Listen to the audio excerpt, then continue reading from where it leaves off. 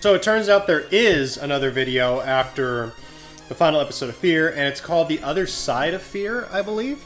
And I've never seen this before. I didn't even know this existed until I started doing research on the series itself. So I'm going into this completely blind. I don't know if fucking Derek's gonna show back up, our fucking main man Carla's gonna show back up.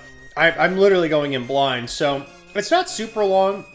I think it's actually like 30 minutes long or something like that. But I did want to get this out because I think it'll encapsulate everything that we talked about with Fear. Done. So I guess you can consider this the series finale of the Fear reactions, reviews, whatever. So anyway, let's just fucking get this started. It's a dark, cold place. He's touching my fingers that are wrapped around this thing and I can't move. Oh god, the frame rate on this rip is terrible. It starts with a queasy feeling in the pit of your stomach. Lots of activity going on. Chills run up your spine. Whether you believe there's ghosts there or not, these horrific things have happened there.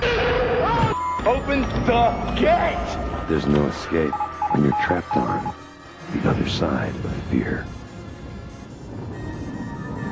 Our first stop on Fear's location list, the Duggan Brothers Cement Factory. Oh, my least favorite episode, aside from Abby. Other than that, I'm kind of just like... Built directly on top of an old cemetery, it became a gruesome factory of death. Hopkins Military Academy. Oh, that was a good episode. 160 years of brutal hazing rituals. Not all of its cadets survived this agonizing transition to manhood. Camp Spirit Lake. The Satan one. What secrets lie in these dark waters? What evil lurks deep within its forest? St. Agnes Hospital. 3Gs don't come for free. Buck Hill Inn. Once the jewel of the Poconos, now a rotting shell and host a severe poltergeist deck. The USS Hornet. Awesome World War II killing machine. Just happened to know where the key was out. You know, my ass. Eastern State Penitentiary, where, under the cruelest forms of punishment, hardened criminals snapped. If Eastern State Penitentiary didn't kill you, it drove you insane. Yeah, they locked him in a fucking cell for 24 hours. We've had a lot of weird stuff happen, and you know, it's just, we really tried to write it off as much as possible just so we can keep on working. What we didn't know is they would scare the crew as well. So we are pulling up to the USS Hornet. The next thing we do is we bring our criminal investigator and our psychic. So I can blame the producers for bringing Carla along. I won't lie, this show would have been fucking awesome to work on. And when you see them react to certain rooms, Scares the hell out of me. Well, yeah, it's the power of suggestion. Here we go. What you're about to see is real. None of it is fake. This ship has been decommissioned for approximately 30 years, and down below there's areas that have been sealed up for that long. And there are toxic gases down there.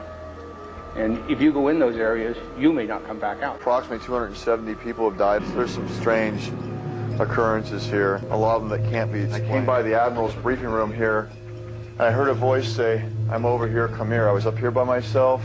I know what I heard. I wasn't imagining anything. Sandwich technicians was down here last night. He was on his way out. The second cell, the middle one, swung open on him. And he thought it was one of us goofing around, playing a prank on him, and there was no one. I think I enjoy this era so much because of the music, like all the new metal and all that bullshit. Fucking love it. This is where the kamikaze guy did. He drove himself out of his mind.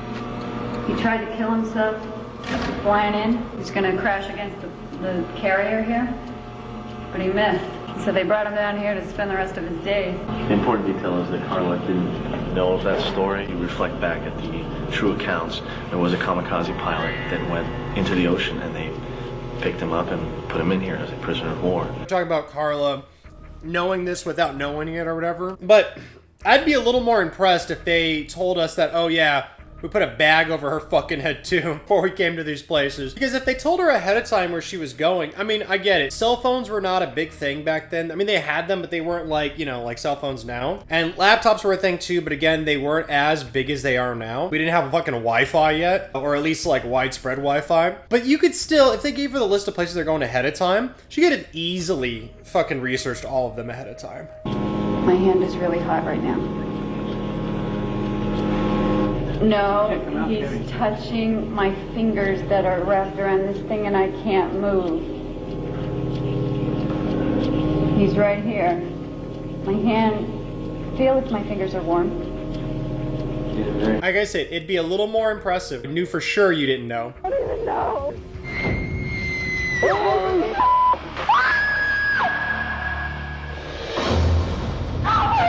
I wonder if this, like, happened before the show started. This was actually the first penitentiary built in America. The word penitentiary comes from pennant, you know, paying penance. I don't know, did the crew do all the dares ahead of time? I imagine they probably did. They did like a dry run before everyone got there. Probably not the 48-hour experience, but they just did all the dares to make sure it was fucking safe. Since they shut this place down, no one spent the night here. No one. God, I gotta get a better fucking... If I didn't find a better version of this to watch, for you guys to watch, I'm really sorry. Here we are at Eastern State Penitentiary, and we're here kind of doing an evaluation of our location. So there'll be a cast member in each of these. Every other. It's a bit rainy today, but we braved the elements. We braved the elements and the supernatural. Cleared their apartment in LA, huh? Now, I'm sure there's probably a scientific explanation for this. I just haven't heard it myself. The isolation chamber was the last place that we went. He started going, oh, this is isolation, this is it, but it's very dangerous. And just at that moment, I was like, oh, like I haven't heard this before, right? And right at that moment, I felt Carl, like, tug on my backpack. So I was expecting him to be like, did you hear that? It's too dangerous. So I was like, skeptic. And when I looked around, Carl wasn't anywhere around. I walked in there and I was trying to spook myself out. I went in there when it was all dark and I stood in the place. And I just was like, okay, I was standing right about there when I felt it, so let me stand right here, and took it. I don't understand what I'm supposed to be seeing. Immediately when I did it, it was right there, and it was like, and I, you know, was still on the preview, and I was holding the camera in the same place too. And there was obviously, like, on the, you know, you look on the camera, you could see the wavy whatever it was. What, the dust? Your finger? Like, I don't know if I believe that. Like, I mean, it's possible, I guess, but that could be anything, though. Like, come on. When we were up in subblock 20, for some reason, you know, we were talking about the cast stain there. And you could probably do 1, 2, and all of a sudden I couldn't breathe. It felt like something just kept blocking my throat, and I couldn't take a breath. See, that's kind of funny. Like, the guy literally said he couldn't breathe at one point, and then they stuck a motherfucker in there for 24 hours. What if he would have been fucking killed by the ghosts? Jesus Christ, man. Fucking assholes. Ghost or no ghost, something weird was going on. I'm beginning to believe. I never expected to believe, but I do now, you know? It's scary stuff. We have spent years researching haunting phenomenon, and Eastern State Pen is definitely a location that has exhibited this type of activity. What happened? I went to put these on the cameras up there.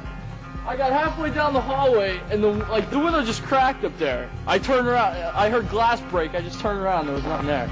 We've been told that recreating dares helps release spirits. We want kids to go try to find those trapped souls.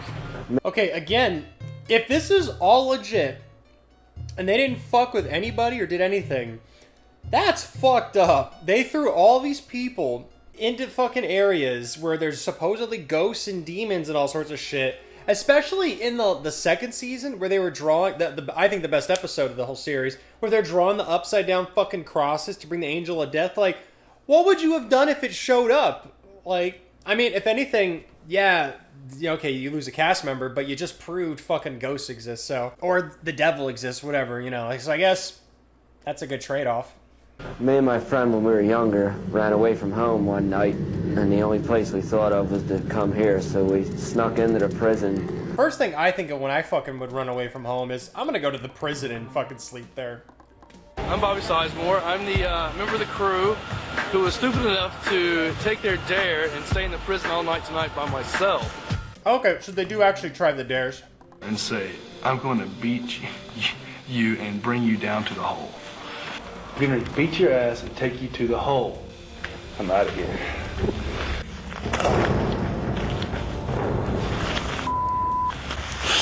Don't know what that was. Go to death row You're all going to die. You're all going to die and laugh. Are you fucking kidding? So, this guy has to do all the dares by himself in the middle of the fucking night. That's fucking hilarious. He's not even getting the money.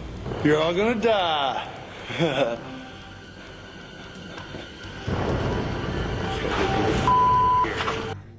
Oh shit. Come on, try to scare her.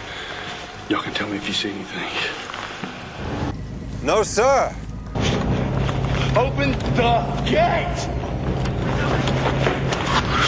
Open the gate! Threw you to the ground? Yeah, just like shoved me. You felt like a physical force shove you. We don't need to be in here. We don't need to be in here, especially pissing these things off.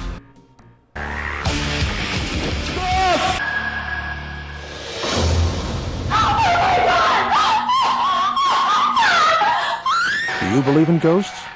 Have you seen one? Log on to mtv.com, click on Fear, and tell us what you think. Well, that was a little weird. Like, the way they... Almost like this took place after episode 1. Let me look at that real quick. What may have happened was they aired the first 2 episodes, and then there was like a lapse in time for them to go shoot the remaining episodes, because maybe they still weren't sure if they were going to do the series or not. Because it wouldn't make sense to do 2 separate seasons and then do the whole Faces of Fear thing at the ending, where they're bringing back people from 2 different seasons. That wouldn't make any sense. I love how the guy's like, we shouldn't be fucking in here fucking with the ghosts. And it's like, okay, again, if this is all legit, you had them do way worse shit on the show. You read articles nowadays about the rich wanting to, you know, drink the blood of young people and shit. And when I see shit like that, it makes me think like Hollywood's definitely fucking satanic. Or whatever, you know, fucking thing you could think of it, be Cthulian or whatever. So they're into the old ones. So yeah, that was the series of Fear. Technically, I guess we could have watched this after episode 2, but I didn't fucking know because I'd never seen this thing before. You know, it's been 16 weeks, man. As long as I did this correctly. Now, I shot a lot of these way in advance, so I'm sure you probably noticed my face is different from my normal weekly or bi-weekly videos, however I'm doing them at this point. Keep things light and rebellious, and I'll see y'all next week.